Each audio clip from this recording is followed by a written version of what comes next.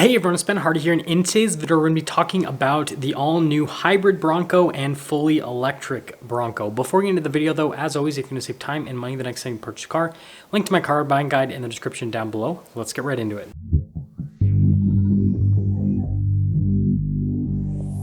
So let's talk about this hybrid Bronco and this fully electric Bronco. We're going to start with the hybrid Bronco, and this is supposed to directly compete with the Jeep Wrangler 4xe. So Ford is basically benchmarking the Wrangler yet again, because that's what they did when they originally released the Bronco in terms of what they're going to do with this hybrid Bronco. So the Wrangler 4xe has a turbocharged 2-liter 4-cylinder that's paired to a hybrid system. Total system output is 375 horsepower and then 470 pound-feet of torque. It has about 21 miles of full electric driving range, and I had one for the week, and I was able to average in the 20s in terms of my fuel economy. It was a Rubicon, so that does slightly decrease the fuel economy because of those aggressive off-road tires that you get on the Rubicon, but that is what Ford is benchmarking, and with the 4xe Wrangler, it is a plug-in hybrid. So the Bronco hybrid is going to also be a plug-in hybrid, so that it gives you the option to basically charge it overnight and just drive with electricity and not use any gas. But Ford wants to beat Jeep in a massive way by having twice as much range as what Jeep has. So they're shooting for about 40 miles of electric driving range, which is actually pretty reasonable because a lot of automakers have about that much with their plug-in hybrids. A really good example is Volvo with their new plug-in hybrids. They have about 36 miles of full electric driving range with most of the models. So 40 miles of electric driving range is not too crazy. Now, from a power figure perspective, Ford is obviously going to want to one-up Jeep, which honestly won't be too difficult because the turbocharged 2.3-liter 4-cylinder that will be paired to this hybrid system, I know a lot of people were hoping it would be the V6, but the 4-cylinder just makes more sense from a space perspective under the hood, and frankly, it's more reliable. But anyways, it already produces 300 horsepower and 325 pound-feet of torque, which is more than what Jeep's 2-liter 4-cylinder produces by itself. That engine only produces 270 horsepower and 295 pound-feet of torque. So Ford basically doesn't have to do as much work from a battery capacity standpoint, well, not battery capacity, but from a motor, power standpoint compared to what Jeep had to do to get the power figures that they want. So basically expect the Bronco hybrid to have at least 375 horsepower. If not, it's probably gonna have more like 400 to maybe 425 horsepower. And then it's most likely gonna have around 500 pound-feet of torque, if not a little bit more again, just so that they can beat Jeep from a figure standpoint, so that they can just say that they have best in class with range, right? 40 miles of range, and then also best in class power as well.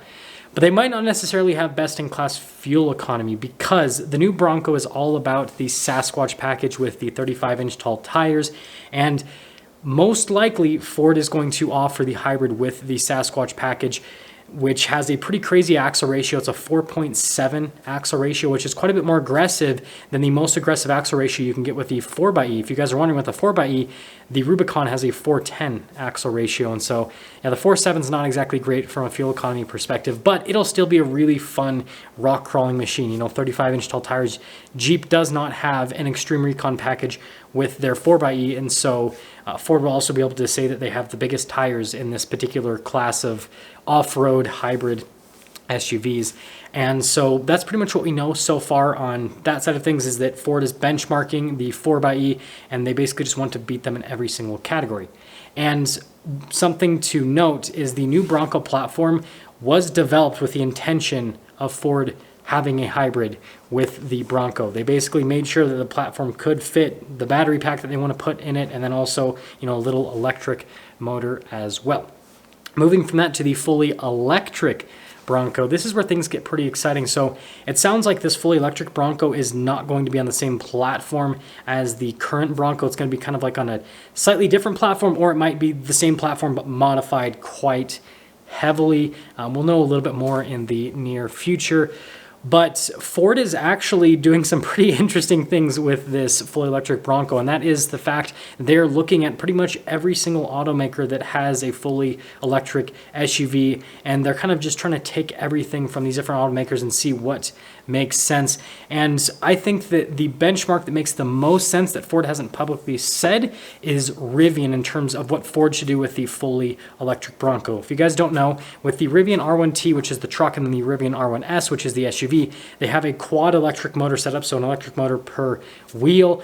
Massive battery pack, but what that allows them to do with this truck is have amazing amounts of capability and grip from an off-road perspective. It basically has the best, if you could call it four-wheel drive, I mean, yeah, I guess it's technically four-wheel drive system, whatever you want to call it. It's the best off-road driveline setup pretty much in the world in terms of getting traction, because you can perfectly manage the exact amount of power you want to send to each wheel, because again, you have separate motors on each wheel. And so Ford might ditch their dual electric motor setup that they have in the Lightning and go for a quad setup with this Bronco, because again, it's going to have off-roading in mind.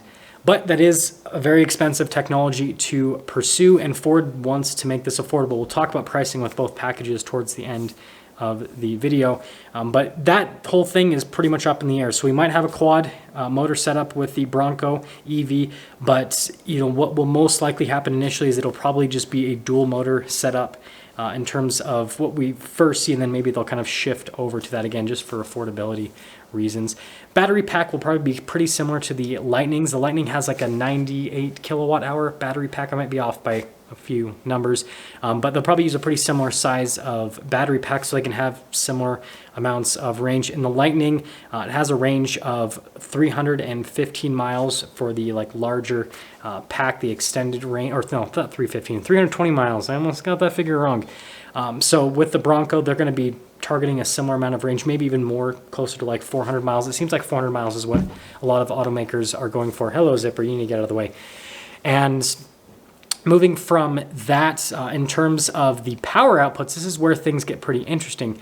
It sounds like Ford just pretty much wants to do the exact same amount of power that the Lightning has, because again, you got to remember the Bronco is a slightly smaller vehicle compared to the full-size Lightning, and so if it has the same amount of power, that's going to be just absolutely ridiculous. And the Lightning's already fast enough, and so that would mean that Ford would, especially if they just do that same dual motor setup and everything, they'd save quite a bit of money in engineering costs, just kind of carrying that over into what looks like a Bronco on the outside. Now, the most interesting questions are in regards to the suspension, because the Bronco right now is an SUV with independent front suspension and a solid rear axle. But in EV format, that might not exactly make sense. If you look at the Lightning, they ditched the solid rear axle for independent rear suspension, and they're most likely going to do the same thing with the fully electric Bronco, which is going to change things quite a bit from an off-road perspective. And so, yeah, we'll see exactly what they do, but we might see a Bronco with air suspension, because that's kind of the way to get around having independent suspension. With an off-roaders have air suspension, so you have massive amounts of ground clearance and get over the fact that you have absolutely no articulation whatsoever. But at this point, a lot of it is guesswork with the electric Bronco. Now, in terms of pricing on both the vehicles, with the hybrid, Ford wants to have a target price of around $40,000 or potentially under $40,000, so that it's actually affordable for a regular person. Now, with the EV, there is not really any pricing. We just have to kind of guess.